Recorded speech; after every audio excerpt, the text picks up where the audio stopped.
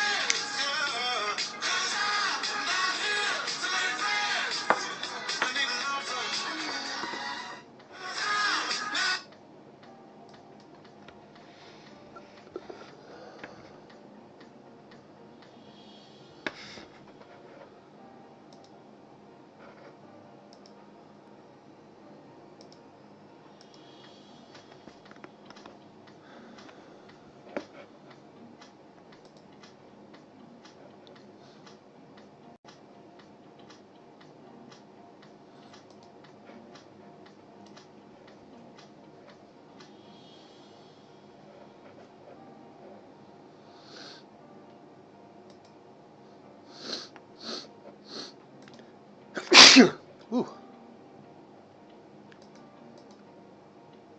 But you had your shit together. I was wrong. You were nothing but a lost cause.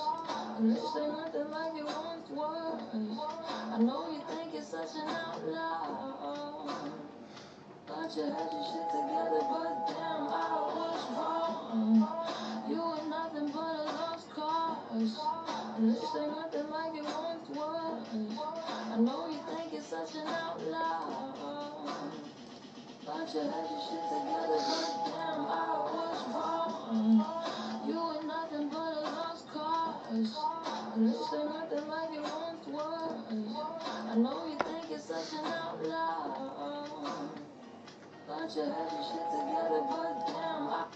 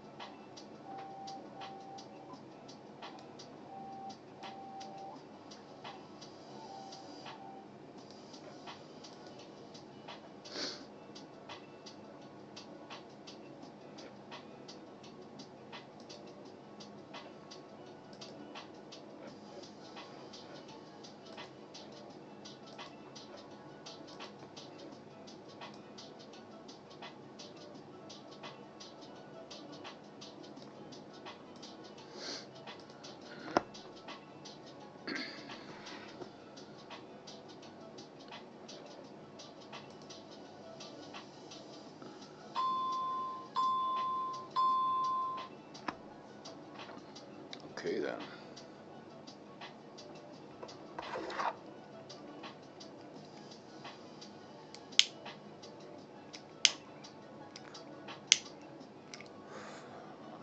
It's not that.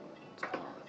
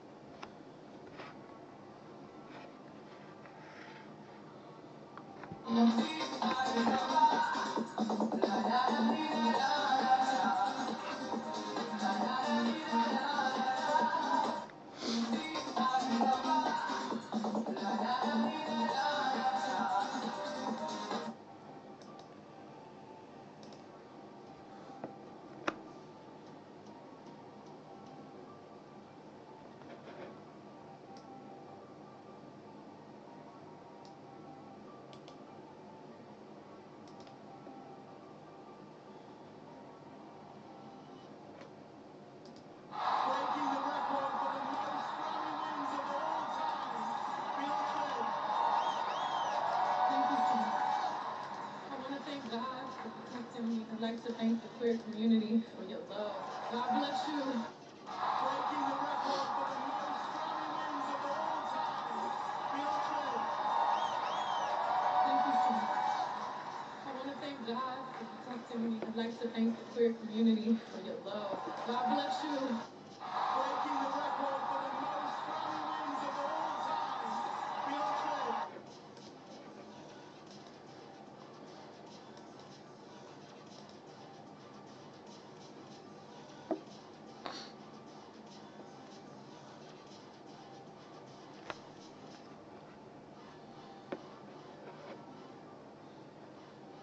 You know that song you could listen to like 5,000 times while trying to perfect a dance on TikTok?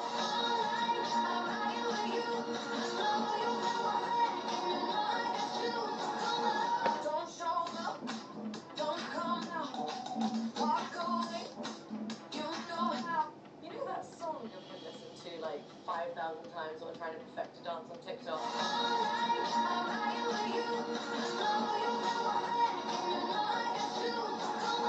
Don't show up, don't come now, walk away, you know how. You know that song you could listen to like 5,000 times while trying to perfect a dance on TikTok?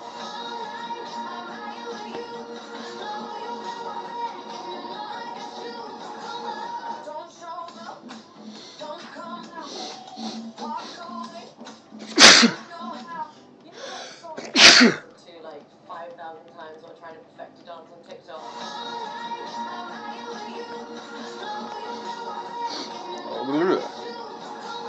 Don't show up, don't come now, walk away, you know how.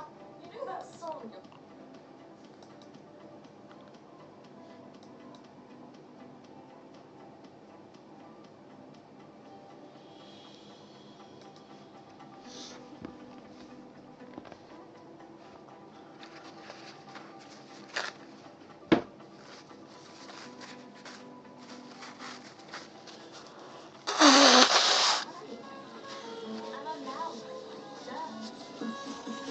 I'll be right back.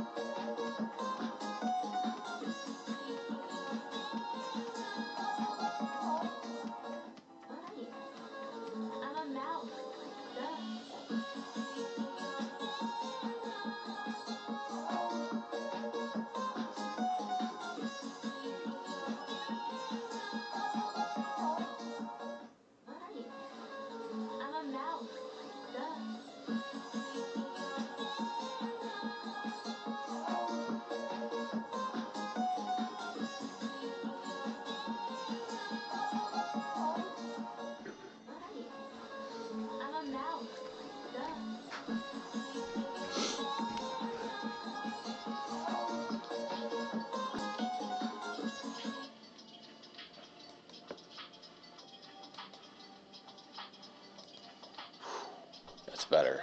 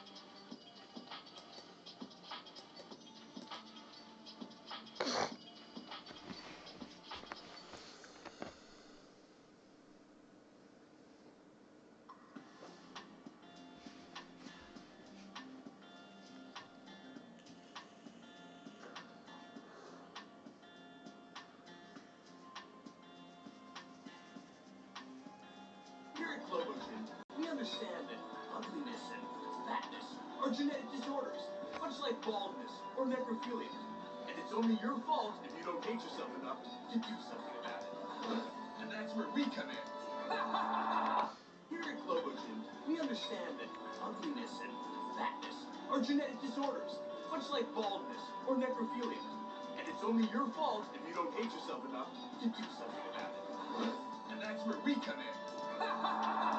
Here at Globogen, we understand that ugliness and fatness are genetic disorders, much like baldness or necrophilia. And it's only your fault if you don't hate yourself enough to do something about it. And that's where we come in. Here at Globogen, we understand that ugliness and fatness are genetic disorders, much like baldness or necrophilia. And it's only your fault if you don't hate yourself enough to do something about it. And that's where we come in. Here at Globogen, we understand that ugliness and fatness are genetic disorders, much like baldness or necrophilia.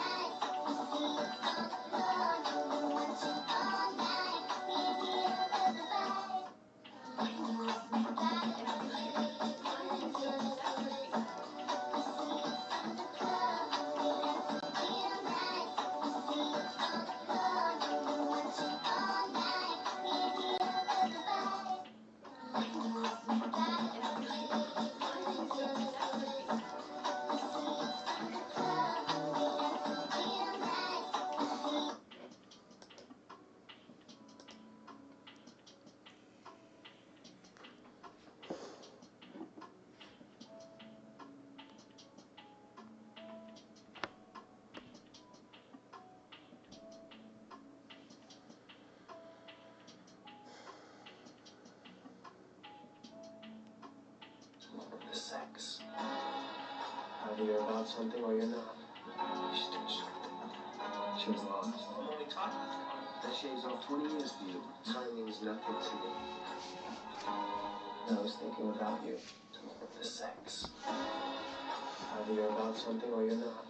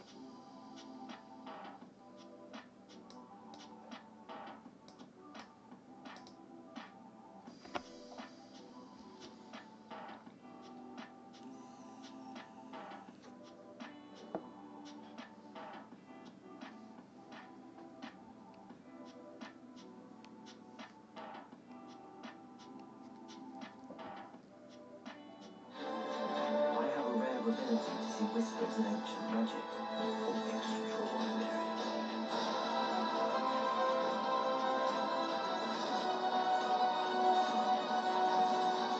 We leave our legacy in your hands.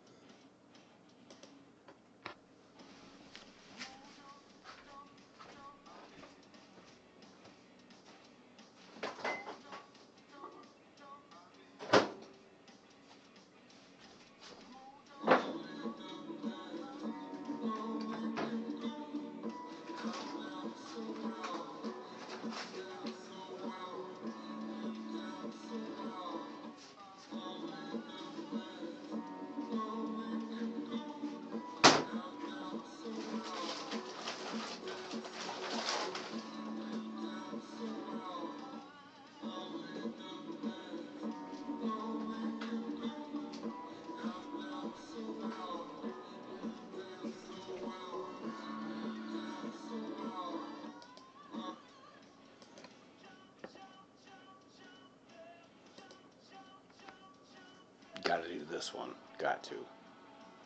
I'm doing refaces right now, guys. You can't see them over on Live Me, but you can see them on Odyssey and on YouTube right now. Just experimenting a little bit, seeing how fast this thing can actually do a deep fake, a fairly convincing deep fake even. It's just a phone app. It's a pretty simple app, but man, it's got some balls.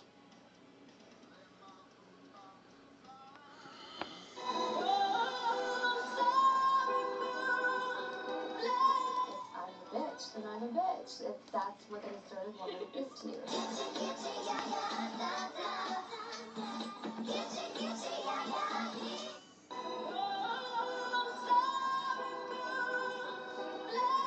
I'm a bitch. Then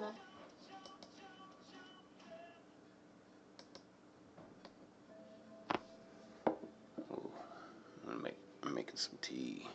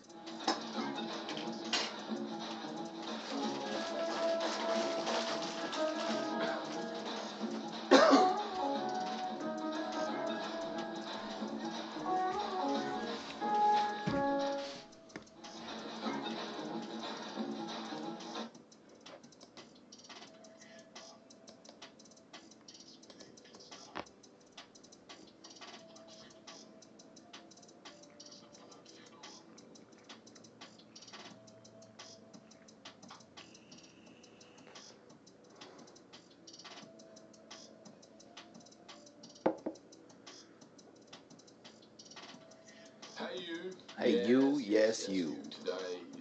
Today is your day. You're absolutely crushing it at everything you do, from your job to maintaining your social life to pursuing your passion projects. You're killing it. You're amazing. The only thing You're amazing. more beautiful than your smile is your personality. Hey you.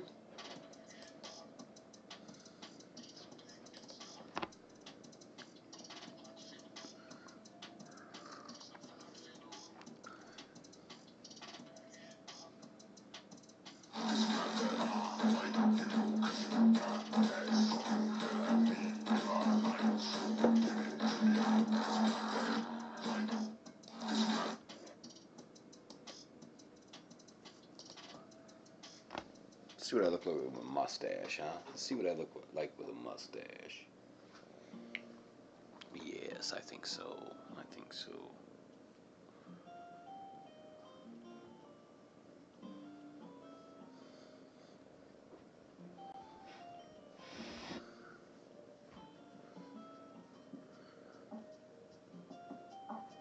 Manners make it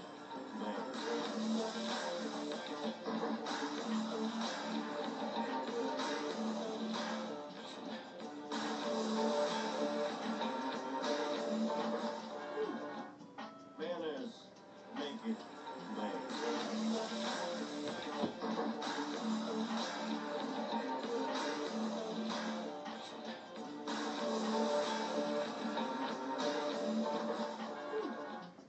Manners make it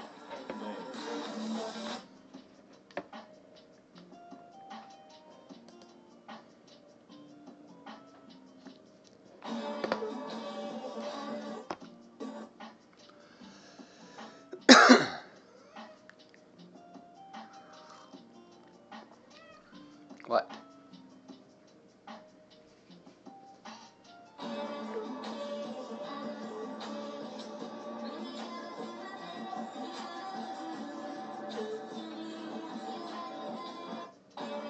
I look pretty good with boobies and a booty. Gotta say, I really do.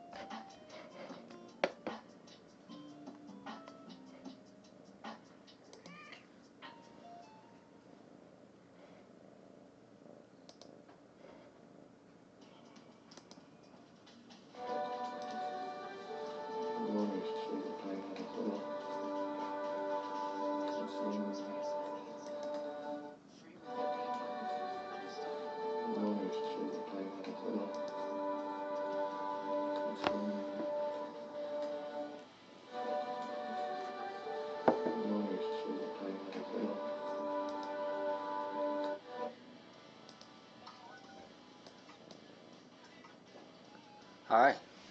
How you doing?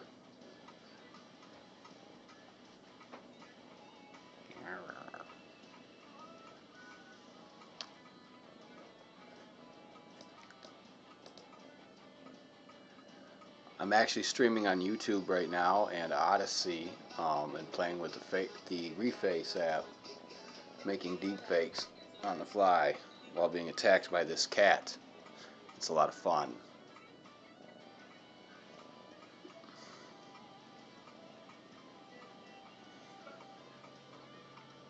Huh? Is it not a fun? Are you having fun? Being a pain in my butt? Yes. Yeah. Little pain in my butt. Yeah.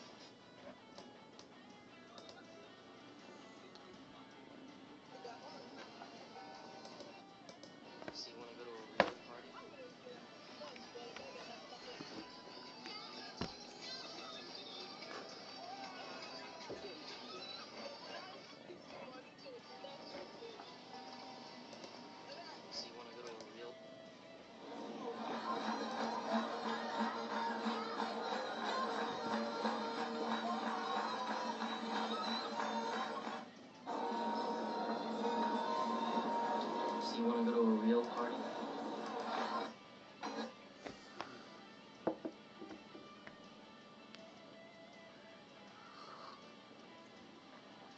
What's up? How's it going?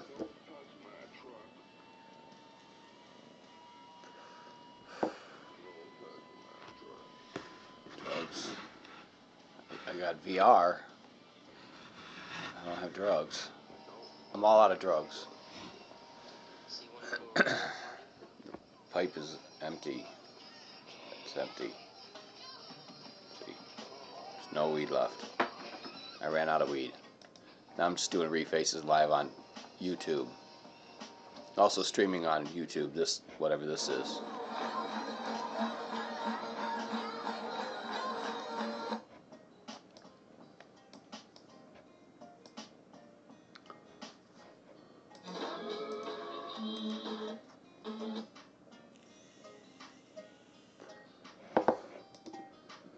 That shit.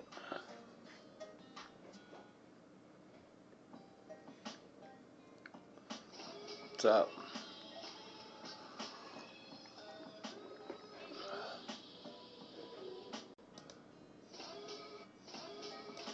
How's it going?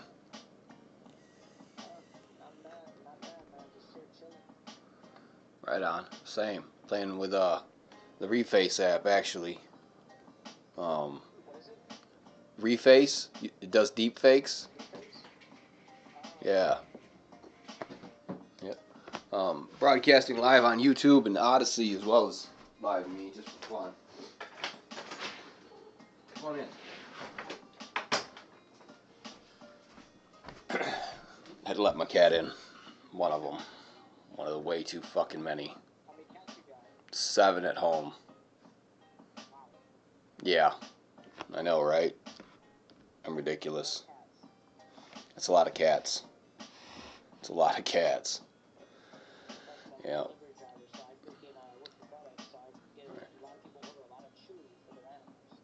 Yeah. A lot of my old lady died last year, about a year ago, and the cat had kittens over the summer, and I couldn't let them go. So I ended up with a bunch of cats. I'm now the shut-in cat lady around here. Yeah, a little crazy, a little different, but it's all good. I'm just playing with the Reface app, fucking around. I got kicked off my usual streaming website for 24 hours for playing YouTube videos in a little window on the side. Whoops. So yeah.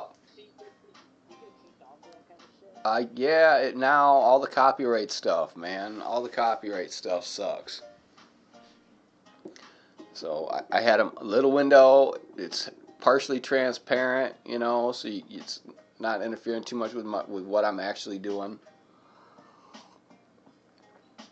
But rules are rules, man. You know, just have to play my own content from now on. Leave it at that. It gets too fucking complicated otherwise.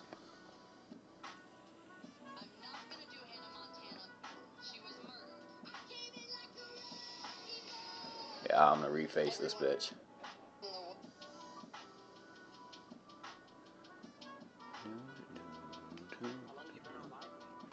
What's that? Fuck, I don't know, man. I've been on and off this thing for years. For some years. Since, like, there was Friend Life back in the day. And, they died. And so I started fucking with Live Me. Alright, man, have a good day. Everyone in the world would be talking about me and my music.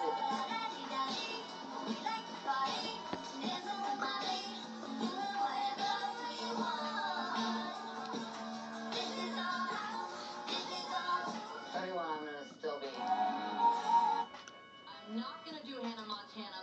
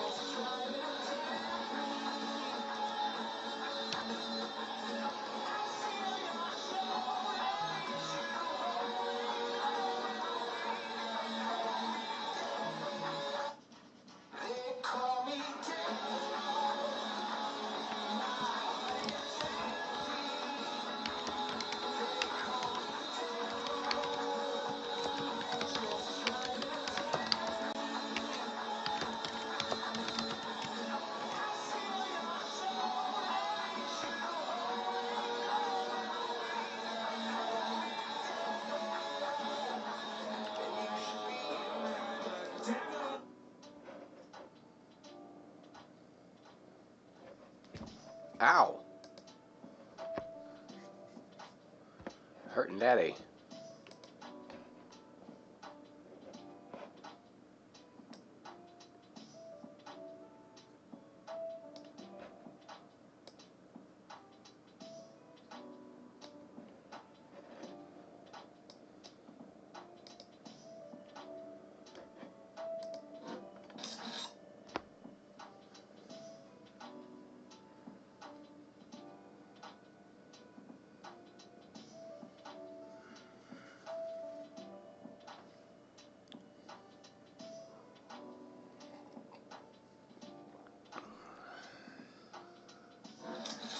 I will beat your ass like a Cherokee truck.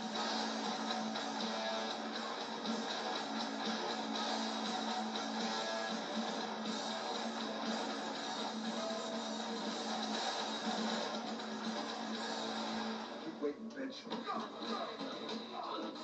Rubber bullets. Big mistake.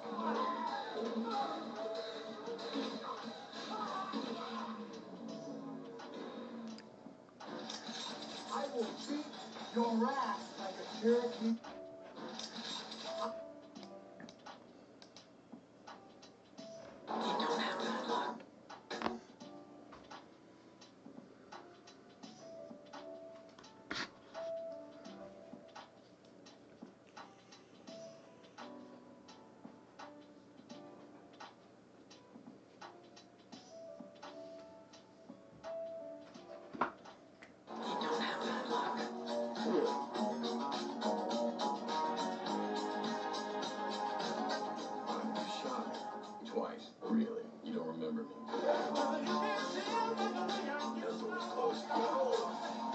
Gonna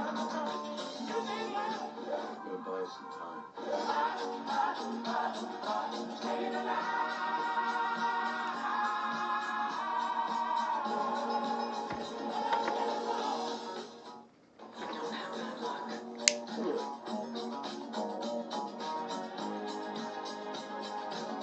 I'm shy. Twice. Really? You don't remember me? The door's closed. Gonna buy us some time.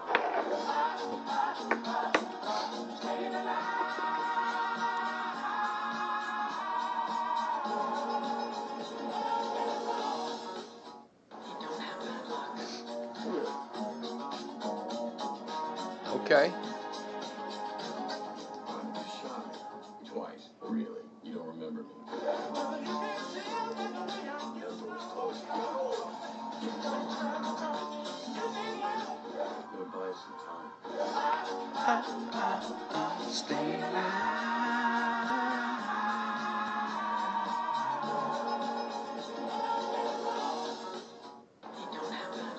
Stink.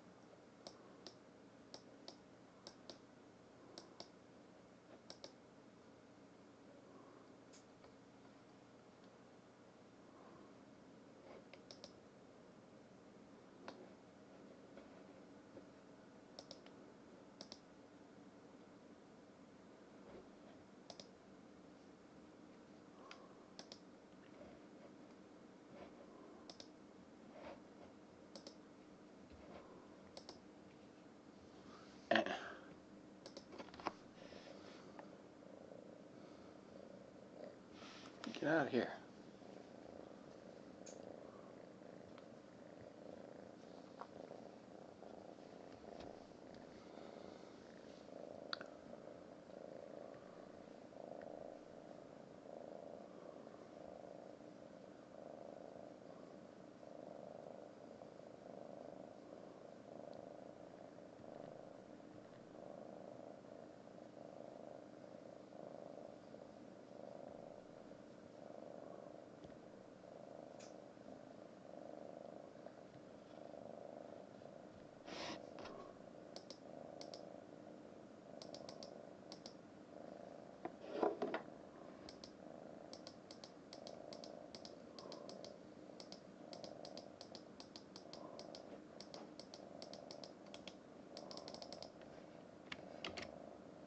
Ah, that's not official.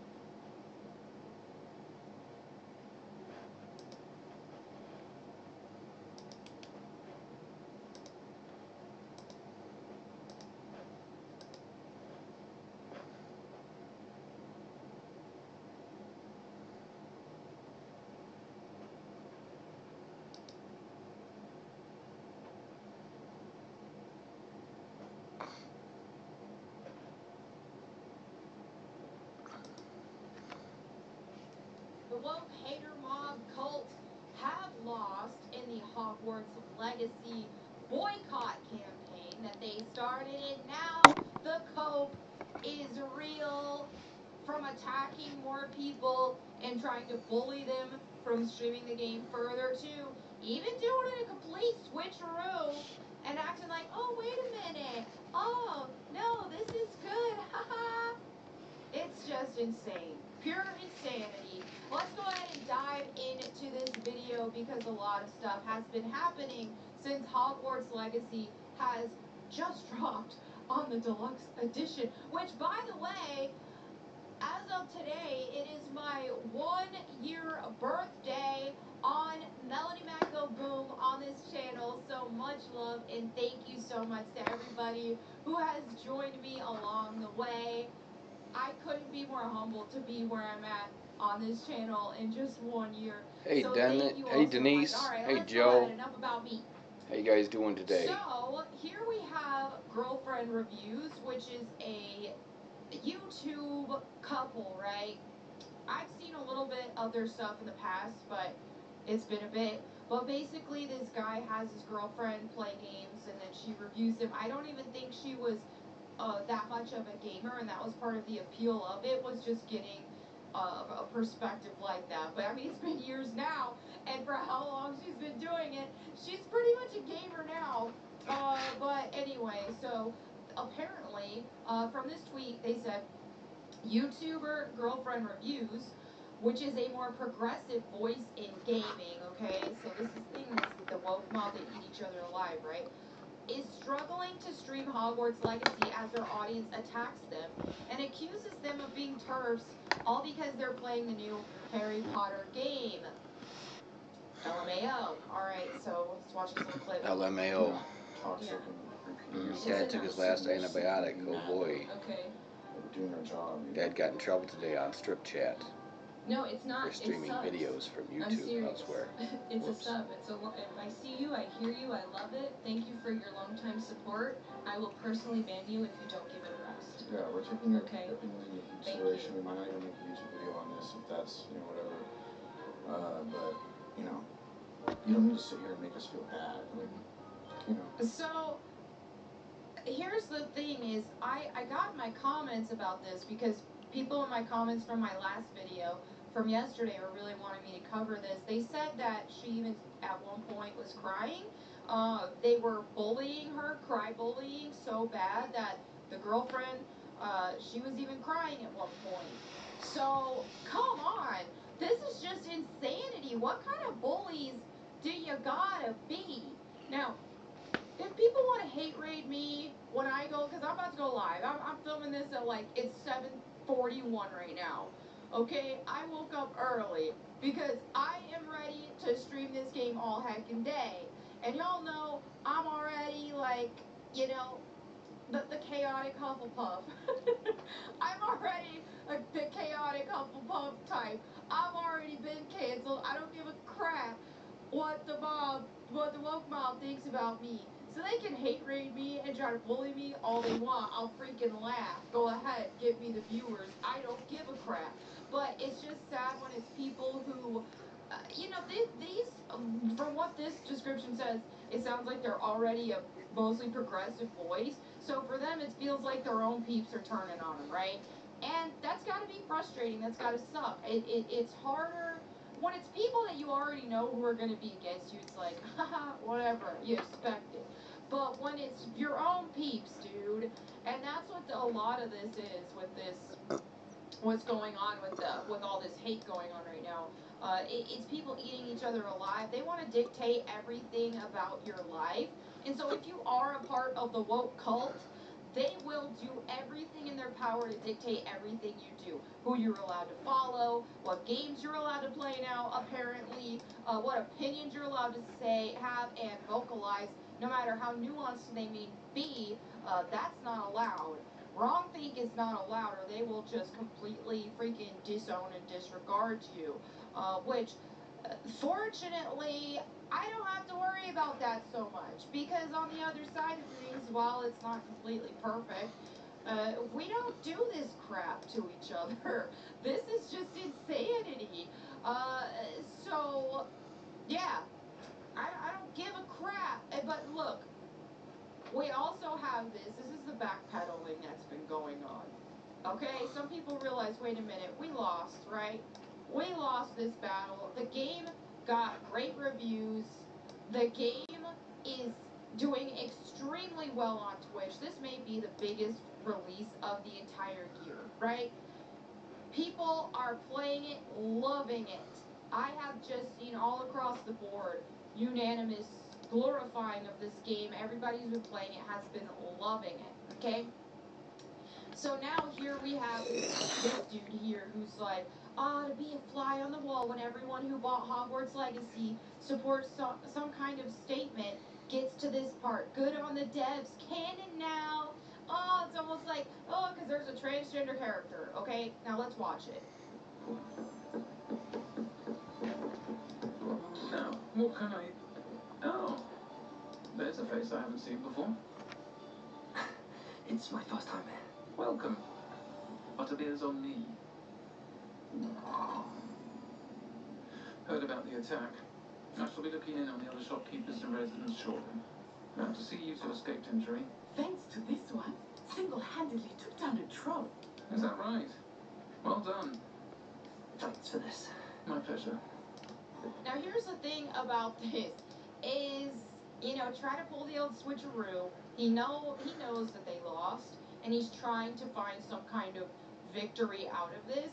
But this is where he falls short, and that's the fact that none of us give a freaking crap. Like, we expected something to this degree to happen in the first place. In my videos I've been making and everybody else's content or everyone else discussing this, we've already knew that they were going to insert something like this in it. We already knew that, but it was the principle of it all that matters. It was the fact that people aren't going to tell us what games we can or can't play. That is where we took a stand. For some reason, they've painted this narrative that every single person who's not a part of the woke ideology, that we all hate trans people and we all want them unalived. You know, this stupid, oh, if you buy this game, it's violence towards trans people. You want us dead. You want them dead. That type of thing, which is not even close to the case. And the thing is, we just don't want this interfering with society, right? We don't want children groomed into this either, and we don't want it glorified.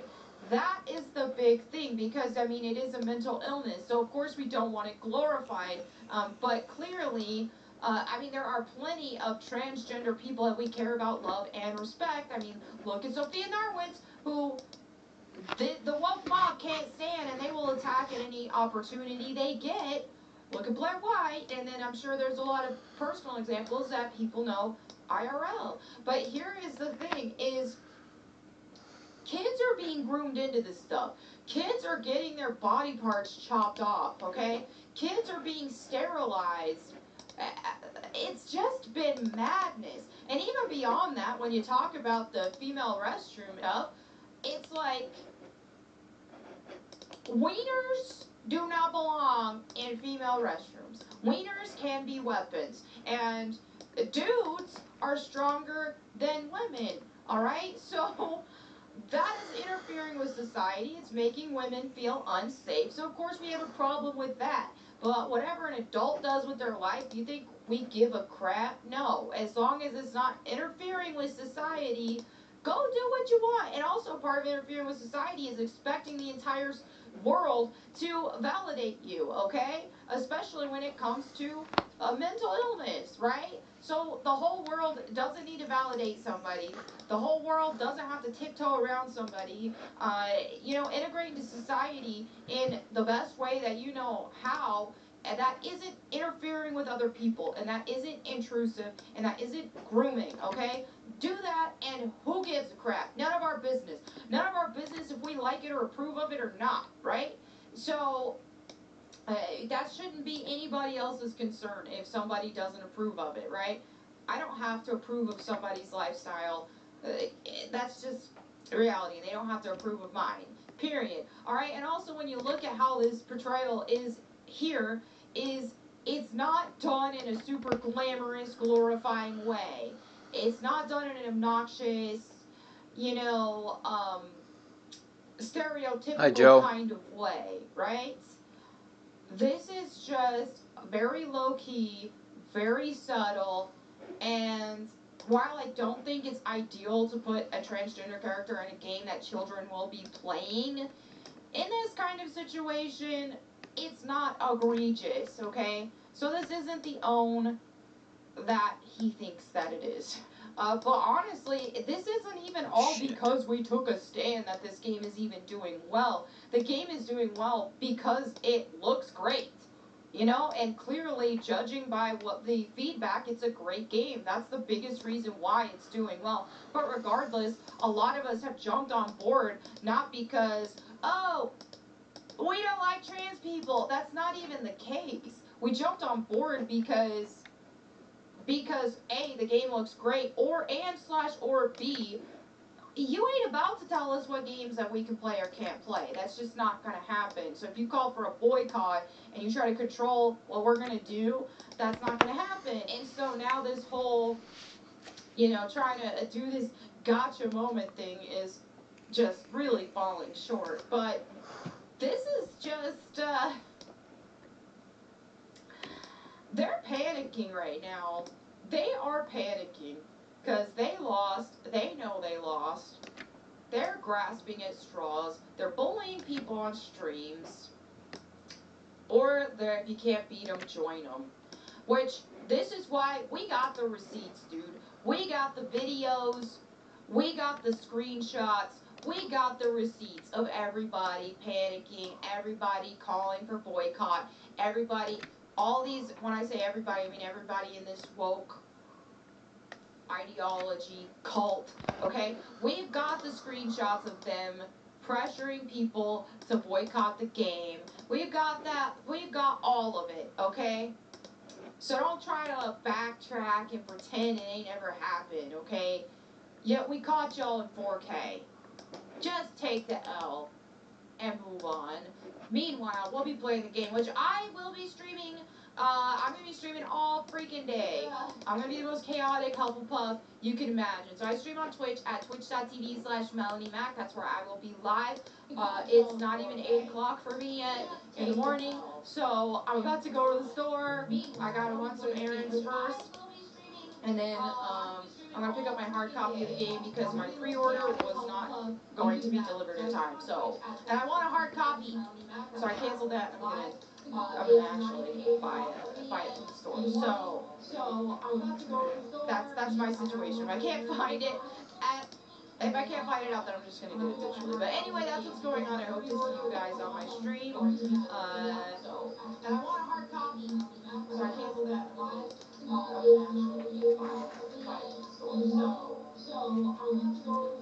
That's my situation. If I can't find it out, then I'm just gonna do it. But anyway, that's what's going on. I hope to see you guys on my stream. And I want a hard copy. So I canceled that.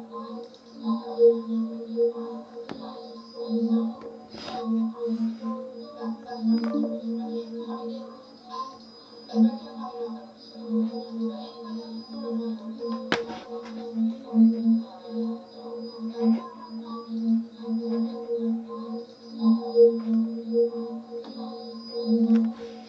What is happening?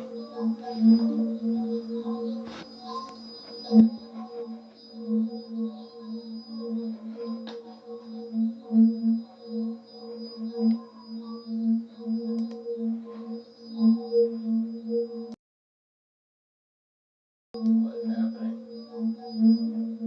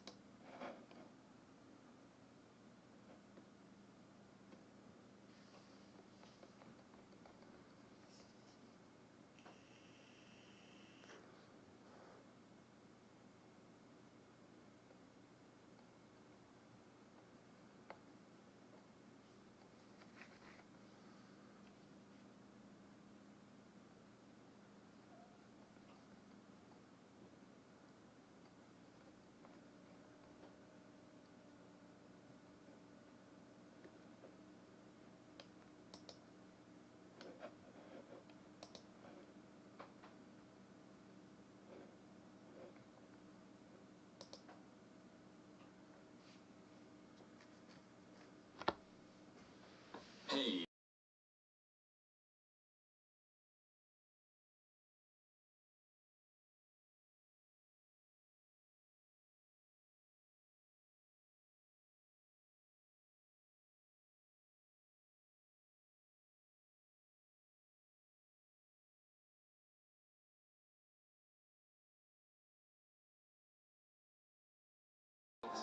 Except that's not entirely true. As of today, humans can be found in significantly less than 1% of all livable locations on Earth. At first, that might sound hard to believe. Aside from the tallest mountains, the hottest deserts, and that Brazilian island full of fucking snakes, we've built permanent settlements pretty much everywhere, haven't we? Actually, Not even close. For the simple reason that well over 99% of the planet's habitable space is found in the world's oceans. And, as of today, we've colonised precisely none of it. From our terra firma first perspective, it's easy to underestimate the sheer scale of the underwater world. There are over 1 billion cubic kilometres of water in Earth's combined oceans, and the Mariana Trench, the deepest point on the ocean floor, is a staggering 6.8 miles beneath the surface. Just saying that number, 6.8 miles, doesn't really give you a sense of just how far down we're talking here, so let's make a comparison. The world's tallest building, the Burj Khalifa in Dubai, is almost twice the height of the Empire State Building. And yet, you could stack 13 Burj Khalifas, one on top of the other, in the Mariana Trench, and you still wouldn't break the surface. That, dear 42 viewer, is absolutely bloody mental. Now, I do a lot of work whilst travelling, and Surfshark VPN keeps me safe and private by covering up everything I do online when I'm out and about. But Surfshark VPN also lets you travel the world virtually by changing your virtual location. So you can check out websites and streaming services from all around the world that may be blocked in your home country. Surfshark has over 3,200 servers in over 100 countries. So anywhere you go, you'll find a server that fits your needs. And Surfshark VPN offers a multi-hop feature, so you can actually put 2 VPN servers between you and your online destination for even more privacy and security. I especially love Surfshark's IP rotator feature, which constantly changes your device's IP address without losing your VPN connection. Online security is so important, and it's really nice to know that with Surfshark VPN, I can, for example, access my online banking safely, even on public Wi-Fi. I'd never do that without a VPN. VPNs also keep your location and download history private, so you can send and receive files securely. Quite simply, Surfshark VPN is an essential tool, and by using the code 42, you'll benefit from an 83% discount plus 3 extra months for free. All you have to do is click the special link in the description below, so don't miss out. And thanks to Surfshark for sponsoring this video. Most of the ocean is significantly shallower than the Mariana Trench, but the global average depth is still a healthy 2.3 miles, and pretty much all of that space is habitable. Considering its sheer size, it should come as no surprise that the ocean is home to some 78% of Earth's total animal biomass. Near the surface, that biomass comes in the form of animals that are fairly familiar. Whales, sharks, brightly coloured fish, sexy mermaids, that sort of stuff. But dive a little deeper, and the deadly, disturbing creatures awaits. At 400 meters, you'll meet the monstrous goblin shark, whose extendable jaw can be catapulted forward to engulf unsuspecting prey. Descend further to around 1,000 meters, and a humorous respite awaits you in the form of the blobfish, multiple winner of the Ugliest Animal Alive award. That's actually a thing, by the way. Sink further still into the shadowy depths to 2,000 meters below, and you'll encounter the ghastly gulper eel, a creature that brings new meaning to the phrase, all mouth and no trousers. But it isn't just weird fish you'll find in this watery abyss. Nature's wettest workshop also breeds giants. From the Kraken to Jormungand, we've been telling stories of sea monsters for thousands of years. And perhaps there's good reason for that, because thanks to a phenomenon known as deep-sea gigantism, many creatures that have evolved to live in the darkest ocean depths are significantly larger than similar species found in the shallows. Probably the most famous example of deep-sea gigantism is the giant squid, reaching a maximum length of 13 meters and weighing in at over 250 kilograms. This substantial cephalopod is literally hundreds of times larger than many of its shallow water cousins.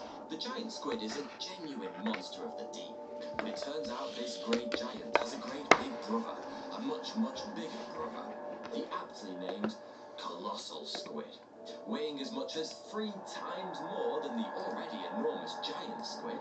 The colossal squid is the largest invertebrate on planet Earth, with eyes the size of basketballs and hooked suckers capable of leaving sperm whales with permanent scars. But if that doesn't freak you out, here's a subsurface specimen that'll give you mental scars. This little critter is a giant isopod. If it looks strangely familiar, that's probably because it's closely related to the humble woodlouse. A well-fed woodlouse is about 1 centimetre long and weighs less than a gram soaking wet. The giant isopod, on the other hand, can grow close to 0.5 metre and weighs almost 2 kilograms. Everywhere we look in the deepest, darkest depths of the ocean, we see a similar story.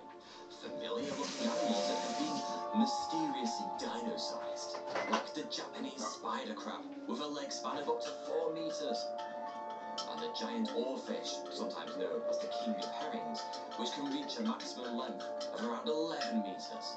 11 meters!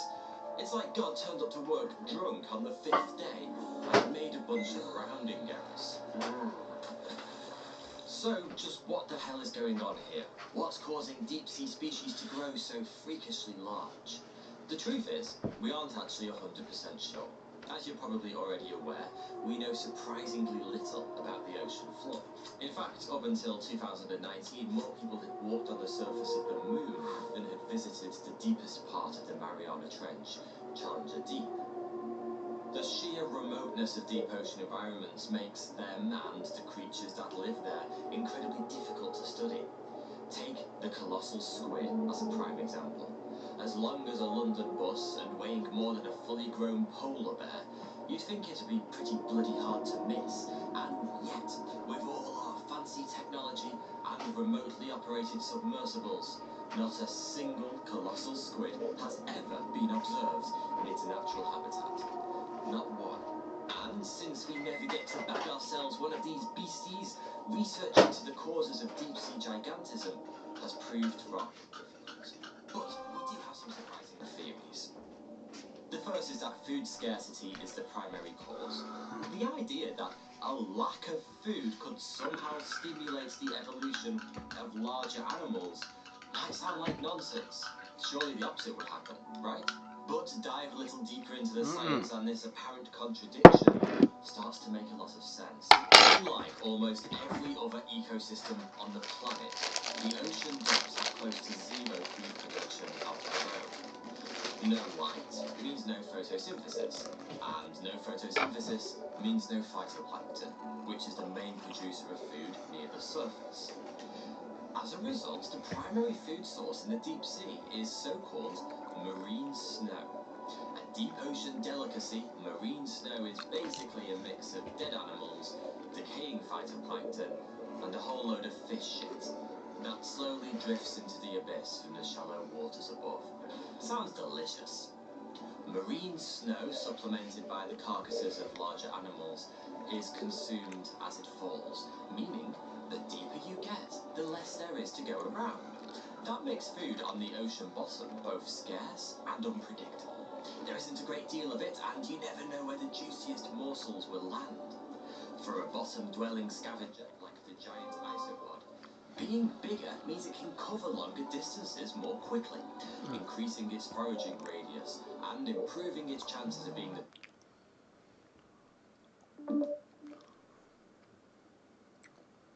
Crap.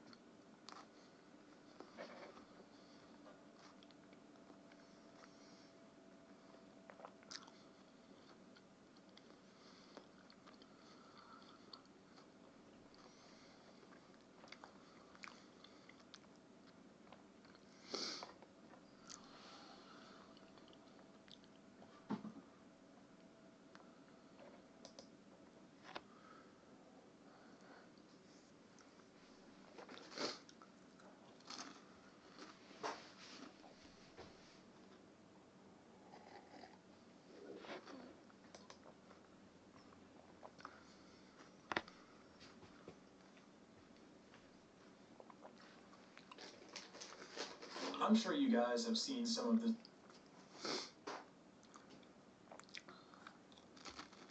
this news about the massive wave of big tech layoffs. Just Google alone has laid off over 12,000 employees. One Google engineer in particular got their layoff message sent to her on LinkedIn while she was on vacation. And another one got laid off while they were feeding their baby at 4 a.m. while they were on maternity leave. Very sad. Amazon had even bigger layoffs. Over 18,000 employees have been let go from Amazon since November, according to the email that was sent out by their CEO, Andy Jassy. And it almost seems like the rest of big tech are jumping onto this bandwagon. It seems like they're copying Elon Musk's playbook from when he took over Twitter, because Elon fired something like between half and 2/3 of the company. But I guess it makes sense. I mean, we've seen the TikTok and Instagram videos from former employees about a day in the life at the Twitter office, where they seem to actually spend most of their workday, most of their time getting snacks, doing yoga, drinking smoothies, and just doing everything but working. And look, I get that when you do a development job, there's problems that you can get stuck on, and it can end up really being more productive for you to just take a 20-minute break from the problem and come back to it with a fresh mind so that you can actually solve it, instead of just sitting there pounding your head for an hour and not actually finding a solution. But when I watch these videos, I don't see people that are just taking a quick break. It's like they're taking a break from a break. It's one break followed by another. The whole day is just one long break. The Google girl was probably the most karmatic example of all of this, because she had this one video showing off her day in the life at Google, what it was like for her to be working at Google, one of these really prestigious big tech jobs that everybody wants, right? But she never once showed herself working. And no, I don't count the meetings where 4 minutes of the meeting is actual business that's being discussed, which, let's be honest, it would be better off if it was just an email. And then the rest, the 26 minutes of this half-hour meeting, are people talking about their boring, normie weekends. Look, you guys know how I feel about meetings. But I don't shed too many tears for the people that are posting about their day in the life of being a laid-off Google employee, because there are job opportunities out there. You can pull yourself up and you can go and get a new job. There's agencies that are actively recruiting, like the NSA.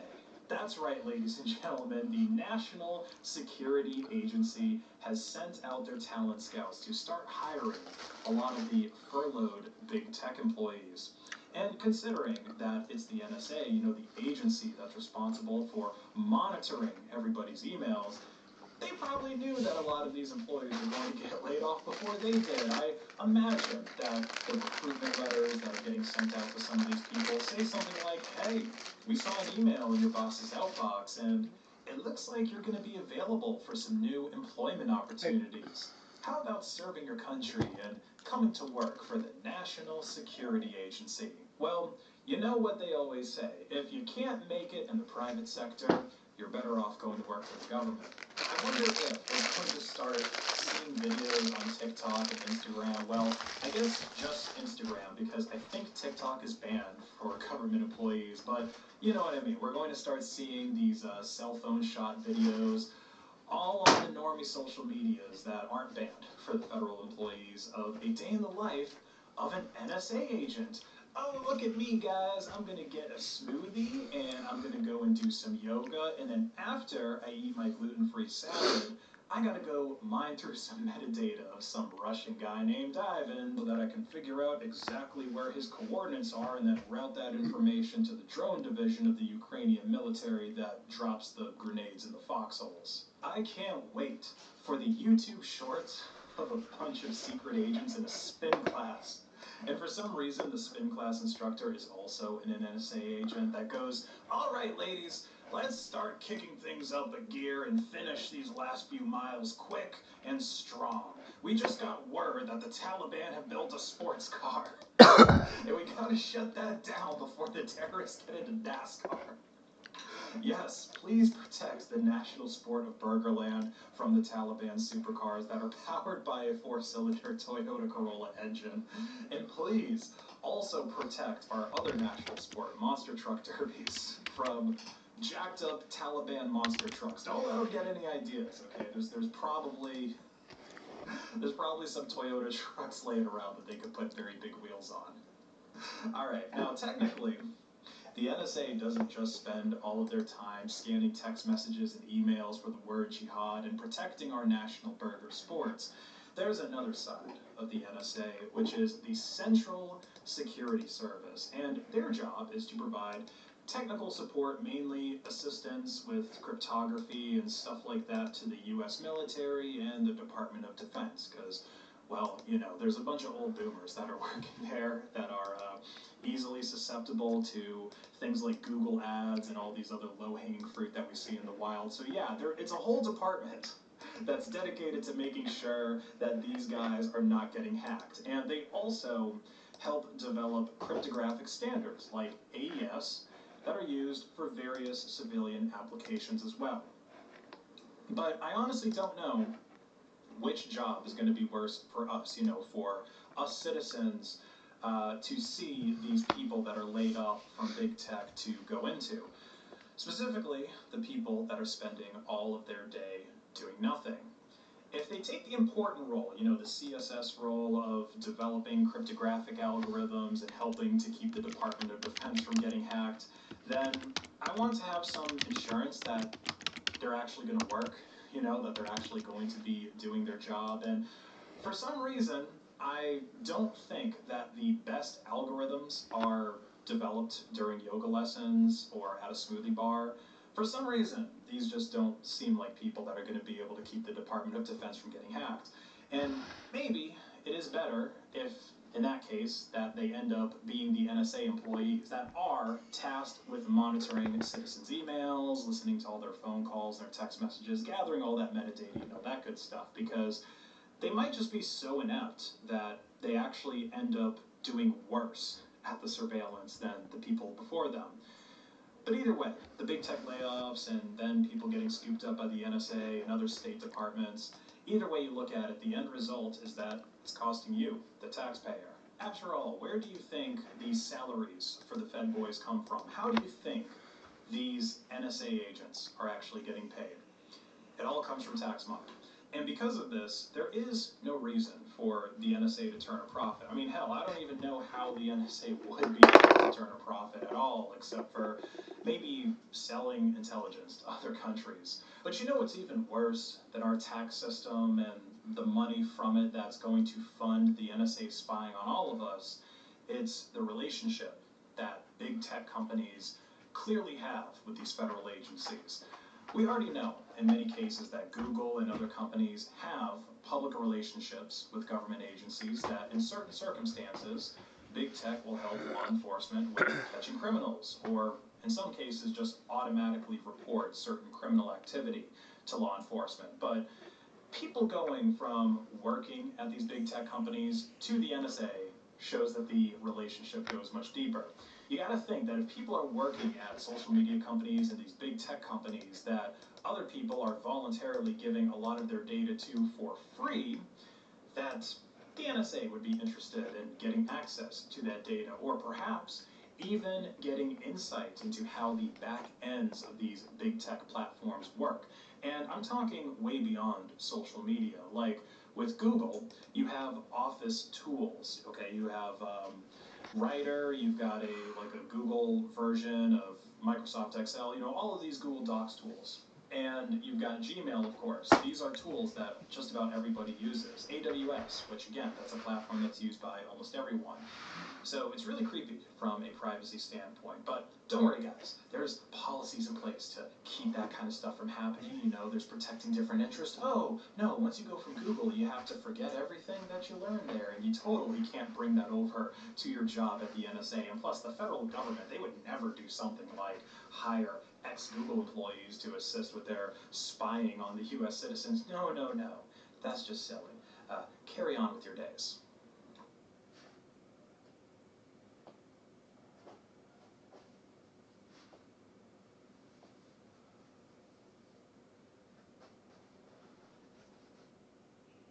guess what? And 4 weeks ago, Facebook laid off 11,000.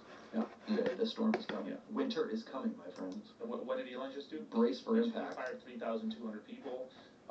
You had Snapchat lay off 1,000. I mean, like every single media platform is just all across tech.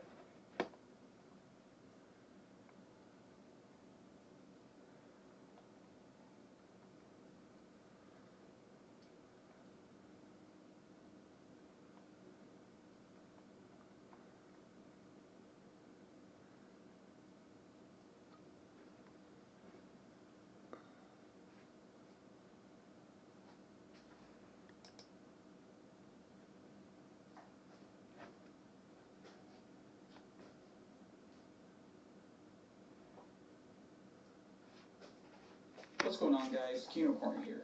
I want to take a break from my usual content to go back to my roots a bit. I started this channel as a way to look at how major film directors got their start, and in particular, I wanted to find out how they made their first films, which were often on very small budgets. Mainly, I was making these videos just to educate myself on how to make a feature on a shoestring budget, with no real intention of anyone actually watching them. I've kept them public, but please, don't go watch them. I swear I've gotten better at making videos. This embarrassment I feel when people tell me they watch my oldest videos is probably somewhat akin to the embarrassment Stanley Kubrick felt when people watched his first feature film, Fear and Desire. It's the one movie of his that he actively tried to get people not to watch. He reportedly destroyed prints of the film, and when the Film Forum booked a repertory showing of the film in 1994, which was over 40 years after its release, Kubrick tried to discourage audience members from attending the screening, which only made people want to see it more. Even though Kubrick hated it, I think that Fear and Desire, the movie and the story behind the movie, provides value for up-and-coming filmmakers. So today, let's take a quick dive into the film that Kubrick called a bumbling amateur film exercise, a presumptuous failure, and a serious effort, ineptly done. Let's take a dive into the one and only Fear and Desire. Stanley Kubrick, born in 1928, grew up in a well-to-do family in the Bronx. His parents were encouraging of his pursuits in photography, converting one of the rooms in their house into a darkroom when he was an adolescent. His at-home darkroom allowed him to really experiment with the form and grow as a visual artist at a very young age. He shot tons of photos, for his school, for himself, or just because he could. I think that's how he came to become so good at composition and lighting. Plus, the knowledge of photo development deepened his understanding of film as a material and its relationship with light. He'd catch his big break in the wake of a tragedy. On April 12, 1945, President Franklin Delano Roosevelt died in office. The nation grieved for him, and the young 16-year-old Kubrick captured the grief in this now iconic photo of a newspaper vendor mourning the loss of his president. That photo got Kubrick a job as a photographer for Look magazine, propelling him from being a teenage amateur photographer to being a professional. The photos he took for the magazine during his tenure there are quite remarkable, and I encourage all of you to check them out. But anyone who is a filmmaker knows that if you're a filmmaker and you're not making movies, it's like you have an itch that you just can't scratch. Kubrick didn't want to make an entire career out of just shooting still life. He wanted to direct motion pictures. The first of his short films, Day of the Fight, follows a boxer, Walter Cartier, as he prepares for a boxing match and then eventually fights his opponent in the ring. Even though it's an early effort by Kubrick, I was amazed by its stark lighting, interesting compositions, and just how entertaining it was. Kubrick's other short film at the same time was Flying Padre, a movie about a New Mexican priest whose parish is so large that he has to fly a plane to care for and preach to his parishioners. This film also shows Kubrick's early stylings, but I think that many of the shots in this short feel like they could have come from an early Bergman movie as well. Both of these shorts are available on YouTube for free, so go watch them if you're interested. Kubrick made both of these shorts for RKO, making little to no money on either of them. They both feel like an evolution out of his stint as a Look magazine photographer, partially because they're both human interest stories that feel like film magazine articles, and also because Day of the Fight is quite literally a film about a boxer that the young filmmaker photographed for Look. With 2 short films under his belt, the 23-year-old Kubrick decided he was ready for the big leagues. His next film wouldn't be a short. It would be a feature. Do you think they're looking for us? It's one of ours. There are varying reports on how Kubrick funded his film. The documentary, Stanley Kubrick, A Life in I'm going to Pictures, show you claims how that you can Kubrick get all spoke of with these Castro a life hands-on insurance ball policy to fund must-haves the for movie. free. SF gave I've been using Kubrick's this uncle at who home owned a display drugstore. to get all for free, not even just for phone decor.